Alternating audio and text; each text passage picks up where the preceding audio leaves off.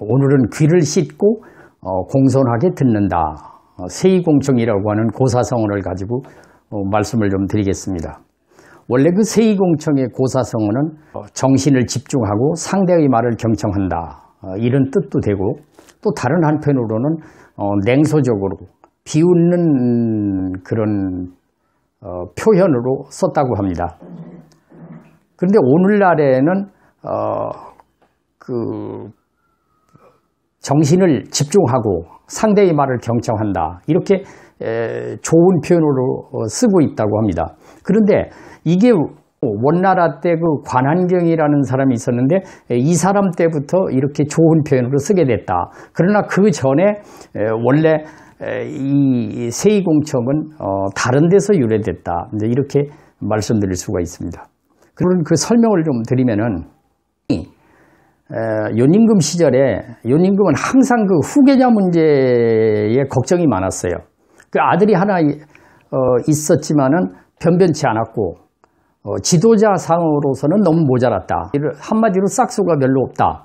그래서 천하의 그 능력 있는 사람을 많이 찾으려고 노력을 했습니다. 그래가지고 마침 덕망이 높은 그 허유라는 사람을 찾아가지고 왕위를 물려주려 했어요. 근데 그 정치에 전혀 관심이 없던 허유는 한마디로 거절을 하고 기산이라는 곳으로 들어가 버렸어요. 연임금 생각에 이 사람이 겸양하는 것이 아닌가. 그래가지고 두 번째 허유를 찾아가서 구주의 장이라고 하는 자리를 제안을 합니다. 그러니 그 허유가 뭐라고 얘기를 했느냐. 이제 그걸 잠깐 설명드리겠습니다.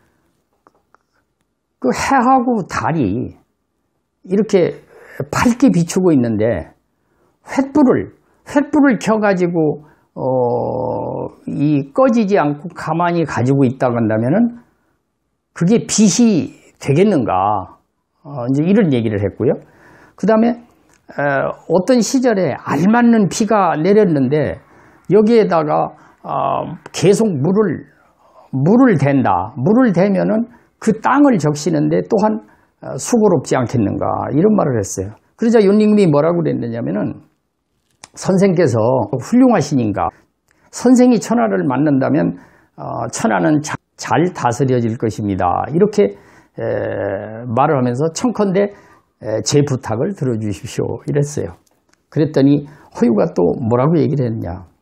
당신이 천하를 잘 다스려가지고 이미 태평성대인데 지금 내가 당신을 대신해서 나라를 다스린다고 그러면은 숟가락을 하나 더 놓는 것이고 장차 내 명성을 추구하는 그런 사람이 되는 것이 아니겠는가 이렇게 얘기를 했어요. 명성이라는 게 뭐냐? 명성은 손님이라는 거예요. 손님과 같다는 거예요. 그런데 내가 주인이 아니고 손님 노릇을 내가 할 이유가 없지 않습니까? 이제 이렇게 말을 했습니다. 그러면서 다른 얘기가 또 있어요. 그 뱁새는 깊은 수풀에다가 둥지를 틀어요. 근데 가지가 하나의 나뭇가지를 벗어나지 못해요. 그러니까 뭐 엄청나게 넓은 게 아니고 하나의 나뭇가지를 벗어나지 못하고 두더지는 황하의 물을 마시지만은 배를 채우는데 지나지 않습니다. 이렇게 말했어요. 근데 주방장이 비록 그 주방을 잘 못 다스린다. 음식을 제대로 못하고 잘 못 다스린다고 해도 제사장이 제기를 넘어가가지고 그를 대신은 할 수는 없는 것입니다. 이렇게 또 말을 했어요. 주석을 보면은 여기 명과 실이 등장하더라고요. 이게 연임금의 명이라고 하는 것은 이제 임금 자리를 얘기하는 거고 실은 천하를 다스리는 것인데 허유는 그 명이 싫다 그런 얘기입니다. 그 명이 싫다. 그 명이라는 게 뭐냐면 허명이다는 거예요. 허명.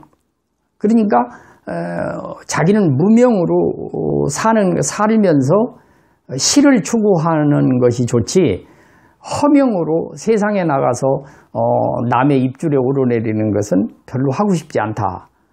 이제 그렇게 말을 했습니다. 그러니까 허유가 얘기하는 것은 이제 안분지족이라든지 자아만족을 중시하는 어떤 가치관이 자기 나름대로의 가치관이 뚜렷한 사람이었다. 이렇게 보여집니다. 연임금이 돌아간 후에 허유가 기분이 나빠가지고 못 들을 말을 내가 들었다. 그래가지고 강가로 내려가서 귀를 씻었습니다. 때마침 그 허유의 그 친구로 은거 생활을 하던 그 소부라는 사람이 송아지에게 물 먹이려고 강가로 왔다가 허유를 만났어요. 허유를 만나서 물어봤어요. 왜 강가에 나왔는가? 그러니까 연임금이 와서 이 왕위를 제안하고 벼슬자리를 제안하고 그러는데 깨끗하지 않은 말을 듣고서 어찌 귀를 씻지 않겠는가?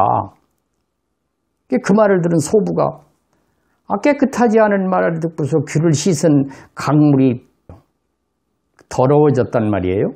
그런데 내가 여기서 송아지에게 내 물을 먹일 수는 없다. 그래가지고 소를 끌고 강 위쪽으로 올라갔다. 이런 이 고사성어에서 세이공청이라고 하는 말이 유래됐다고 합니다.